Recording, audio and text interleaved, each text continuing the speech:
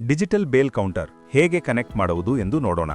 ನೀವು ನೋಡುವ ಈ ಎರಡು ತಂತಿಗಳಲ್ಲಿ ಕೆಂಪು ತಂತಿಯನ್ನು ಪ್ಲಸ್ಗೆ ಕನೆಕ್ಟ್ ಮಾಡಬೇಕು, ಕಪ್ಪು ತಂತಿಯನ್ನು ಮೈನಸ್ಗೆ ಕನೆಕ್ಟ್ ಮಾಡಬೇಕು. ಈ ತಂತಿಯನ್ನು ವಾಹನದ ಬ್ಯಾಟರಿಗೆ ಮಾತ್ರ ಕನೆಕ್ಟ್ ಮಾಡಬೇಕು. ಈ ಪವರ್ ಪ್ಲಗ್ ಅನ್ನು ಬಲ ಕೋಣದಲ್ಲಿ ಕನೆಕ್ಟ್ ಮಾಡಬೇಕು. ನಂತರ ಈ ಲಾಕ್ ಅನ್ನು ಮುಚ್ಚಬೇಕು. ಇದು ಕಂಟ್ರೋಲ್ ಪೆಟ್ಟಿಗೆ. ಇದನ್ನು ನಮ್ಮ ಟ್ರ್ಯಾಕ್ಟರ್ಗೆ ಚಾಲಕನ ಸೀಟಿನ ಬಳಿ ಶಾಶ್ವತವಾಗಿ ಜೋಡಿಸಬೇಕು. ಇದು ತುಂಬಾ ಬಿಗಿಯಾಗಿರಬೇಕು. ಈ ಪುಷ್ ಬಟನ್ ಅನ್ನು ಸಹ ಅದೇ ರೀತಿಯಲ್ಲಿ ಜೋಡಿಸಬೇಕು. ಇದು ಕಂಟ್ರೋಲ್ ಪೆಟ್ಟಿಗೆಯ ಆನ್ ಆಫ್ ಸ್ವಿಚ್ ಆಗಿದೆ. ನೀವು ಈ ಸ್ವಿಚ್ ಅನ್ನು ಆನ್ ಮಾಡಿದರೆ ಡಿಸ್ಪ್ಲೇ ಆನ್ ಆಗುತ್ತದೆ. ಇದು ಪುಷ್ ಬಟನ್. ಇದನ್ನು ಬಾಗಿಲು ತೆರೆಯಲು ಮತ್ತು ಮುಚ್ಚಲು ಬಳಸಲಾಗುತ್ತದೆ. ಥ್ರೆಡ್ ಹಗ್ಗ ಮಧ್ಯದಲ್ಲಿ ಮುರಿದರೆ ನೀವು ಈ ಬಟನ್ ಅನ್ನು ಒತ್ತಿದರೆ ಥ್ರೆಡ್ ಹಗ್ಗ ಸ್ವಯಂಪ್ರಚಾಲಿತವಾಗಿ ಒಳಗೆ ಹೋಗುತ್ತದೆ. ಬ್ಯಾಟರಿಯನ್ನು ಕನೆಕ್ಟ್ ಮಾಡಿದ ನಂತರ ಪವರ್ ಬಟನ್ ಅನ್ನು ಆನ್ ಮಾಡಿ ಡಿಸ್ಪ್ಲೇ ಆನ್ ಆಗುತ್ತದೆ. ಮೊದಲ ಬಾರಿಗೆ ಡಿಸ್ಪ್ಲೇ ಈ ರೀತಿಯಾಗಿರುತ್ತದೆ. CNT ಎಂದರೆ ಕೌಂಟ್, ಬೇಲ್ಗಳ ಸಂಖ್ಯೆ. ಮುಂದೆ ಬೆಲೆಯನ್ನು ನಿರ್ಧರಿಸಲಾಗಿದೆ. ನೀವು ಪ್ರತಿ ಸಲ ಕ್ಷೇತ್ರಕ್ಕೆ ಬದಲಾಯಿಸಿದಾಗ ರೀಸೆಟ್ ಮಾಡಬೇಕು. ನಂತರ ಬೇಲ್ ಕೌಂಟ್ 0 ಆಗುತ್ತದೆ. ನೀವು ಈ FN ಬಟನ್ ಅನ್ನು ದೀರ್ಘವಾಗಿ ಒತ್ತಿದಾಗ ಬೇಲ್ ಕೌಂಟ್ 0 ಆಗುತ್ತದೆ. ನೀವು ಮೆನು ಬಟನ್ ಅನ್ನು ಒತ್ತಿದರೆ ಆಪ್ಷನ್ಸ್ ಕಾಣಿಸುತ್ತದೆ. ಇದರಲ್ಲಿ ಒಟ್ಟು 5 ಪುಟಗಳಿವೆ. ಮೊದಲ ಪುಟ ಬೇಲಿನ ಬೆಲೆ ಮತ್ತು ಬ್ಯಾಟರಿ ವೋಲ್ಟೇಜ್ ಅನ್ನು ತೋರಿಸುತ್ತದೆ. ಎರಡನೇ ಪುಟ ಟೈಮಿಂಗ್ ಅನ್ನು ತೋರಿಸುತ್ತದೆ. ನೀವು ಯಾವುದೇ ಕಾರ್ಯಾಚರಣೆಗಳನ್ನು ಮಾಡದೆ ಯಂತ್ರವನ್ನು ಆನ್ನಲ್ಲಿ ಇಟ್ಟರೆ ಬಜರ್ 14 ನಿಮಿಷಗಳಲ್ಲಿ ಬೀಪ್ ಮಾಡಲು ಪ್ರಾರಂಭಿಸುತ್ತದೆ. ನಂತರ ನೀವು ಯಂತ್ರವನ್ನು ಆಫ್ ಮಾಡಬೇಕು. ಬ್ಯಾಟರಿ ಡೌನ್ ತಪ್ಪಿಸಲು ಈ ಆಯ್ಕೆ ನೀಡಲಾಗಿದೆ. ಮುಂದಿನ ಪುಟದಲ್ಲಿ ಲಿಮಿಟ್ ಸ್ವಿಚ್ 1 ಇದು ಬೇಲ್ ಕಟ್ಟಿದ ನಂತರ ಹಾರ್ನ್ ಎಂದು ಧ್ವನಿಸುತ್ತದೆ. ಲಿಮಿಟ್ ಸ್ವಿಚ್ 2 ಇದು ಥ್ರೆಡ್ ಹಗ್ಗ ಬೇಲ್ ಹಸಿಗೆಯಲ್ಲಿ ತಿರುಗುತ್ತಿದೆ ಎಂದು ಸೂಚಿಸುತ್ತದೆ. ಮೋಟಾರ್ ಚಲಿಸುತ್ತಿದೆ ಎಂದು ಫೀಡರ್ ತೋರಿಸುತ್ತದೆ. ಹಾರ್ನ್ ಊದುತ್ತಿದೆ ಎಂದು ಬಜರ್ ತೋರಿಸುತ್ತದೆ. ಬೇಲ್ ಹೊರಬಂದು ಬೀಳುತ್ತಿದೆ ಎಂದು ಬೇಲ್ ಇಜೆಕ್ಟ್ ತೋರಿಸುತ್ತದೆ.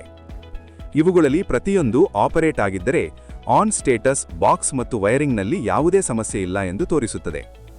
ಮುಂದೆ 4ನೇ ಪುಟ. ಇದರಲ್ಲಿ ಸ್ವಿಚ್, ಮೋಟಾರ್, ಪಂಪ್ ಇತ್ಯಾದಿಗಳು ಎಷ್ಟು ಬಾರಿ ಆನ್ ಆಗಿವೆ ಎಂಬುದನ್ನು ನೀವು ತಿಳಿಯಬಹುದು. ಮುಂದೆ 5ನೇ ಪುಟ. ಇದರಲ್ಲಿ ಪ್ರಾರಂಭದಿಂದಲೂ ಎಷ್ಟು ಬೇಲ್ಗಳು ಕಟ್ಟಲಾಗಿವೆ ಎಂಬುದನ್ನು ನೀವು ನೋಡಬಹುದು. ನೀವು ಇದನ್ನು ಡಿಲೀಟ್ ಮಾಡಲು ಸಾಧ್ಯವಿಲ್ಲ.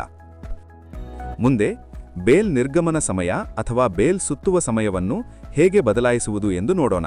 ಬಾಣದ ಮಾರ್ಕ್ ಬಟನ್ ಅನ್ನು ಮೇಲ್ಮುಖವಾಗಿ ತೋರಿಸುವ ಬಾಣದ ಬಟನ್ ಅನ್ನು ಹಿಡಿದಿಟ್ಟು ಮೆನು ಬಟನ್ ಅನ್ನು ಒತ್ತಿ ಮತ್ತು ನಿಮಗೆ ಪಾಸ್ವರ್ಡ್ಗಾಗಿ ಕೇಳಲಾಗುತ್ತದೆ. ಸೆಟ್ ಬಟನ್ ಅನ್ನು ಒತ್ತಿ ಮತ್ತು ನೀವು ಪಾಸ್ವರ್ಡ್ ಅನ್ನು ನಮೂದಿಸಬಹುದು.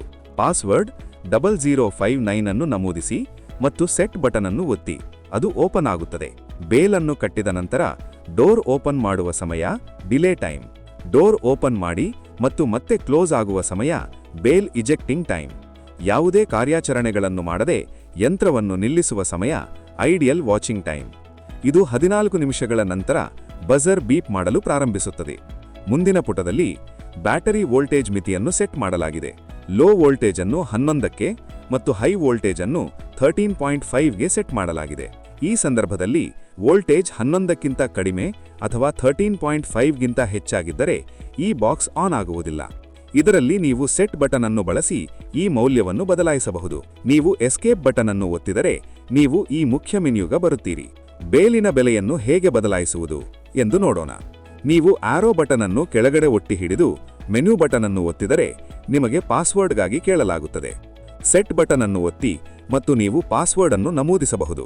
ಪಾಸ್ವರ್ಡ್ 0011 ಅನ್ನು ನೀಡಿ ಮತ್ತು ಸೆಟ್ ಬಟನ್ ಅನ್ನು ಒತ್ತಿ. ಅದು ಸಾಮಾನ್ಯ ಪಾಸ್ವರ್ಡ್ ಆಗಿದೆ. ನೀವು ಪಾಸ್ವರ್ಡ್ ನಂಬರ್ ಅನ್ನು arrow mark up down use ಮಾಡಿ ನೀಡಬಹುದು.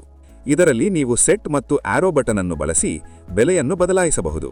ನೀವು ಬೆಲೆಯನ್ನು ಬದಲಾಯಿಸಿ ಸೆಟ್ ಮತ್ತು ಎಸ್ಕೇಪ್ ಬಟನ್ ಅನ್ನು ಒತ್ತಿದರೆ ಬೆಲೆ ಬದಲಾಗುತ್ತದೆ. ನೀವು ಮೆನ್ಯುಗೆ ಹಿಂದೆ ಹೋಗಿ ಚೆಕ್ ಮಾಡಬಹುದು. ಪ್ರತಿ ಕಲರ್ ತಂತಿಗೂ ವಿಭಿನ್ನ ಕಾರಣವಿದೆ.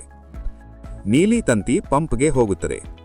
ಈ ನೀಲಿ ತಂತಿಗಳು ಹೋಗುವ ಪಂಪ್ನಲ್ಲಿ ಟ್ರ್ಯಾಕ್ನಲ್ಲಿ ಯಾವುದೇ ಸಮಸ್ಯೆ ಇದ್ದರೆ ಸಮಸ್ಯೆ ಎಲ್ಲಿದೆ ಎಂದು ನೀವು ಕಂಡುಹಿಡಿಯಬಹುದು. ಬಿಳಿ ತಂತಿ ಹಾರ್ನ್ಗೆ. ಪಿಂಕ್ ತಂತಿ ಲಿಮಿಟ್ ಸ್ವಿಚ್ 2ಗೆ. ಆರೆಂಜ್ ತಂತಿ ಲಿಮಿಟ್ ಸ್ವಿಚ್ 1ಗೆ. ರೆಡ್ ಮತ್ತು ಬ್ಲ್ಯಾಕ್ ತಂತಿ ಪವರ್ಗೆ. ಈ ಕಲರ್ ಕೋಡ್ ಇಡೀ ಯಂತ್ರಕ್ಕೆ ಒಂದೇ ಕಲರ್ ಕೋಡ್ ಆಗಿದೆ. ಅದು ಎಲ್ಲೂ ಬದಲಾಗುವುದಿಲ್ಲ. ಪಂಪ್ ಹತ್ತಿರ ಬಂದಾಗ ಈ ನೀಲಿ ತಂತಿ ಮಾತ್ರ ಹಸಿರು ತಂತಿಯಾಗಿ ಬದಲಾಗುತ್ತದೆ